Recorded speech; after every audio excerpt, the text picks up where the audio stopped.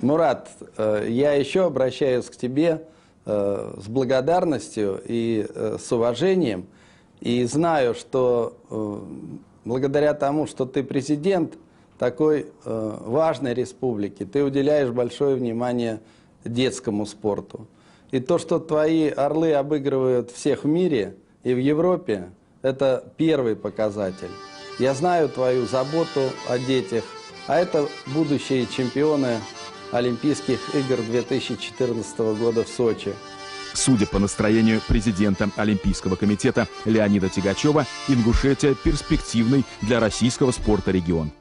И потому недавнее предложение Мурата Зязикова провести в Ингушетии летние Олимпийские игры было встречено с пониманием.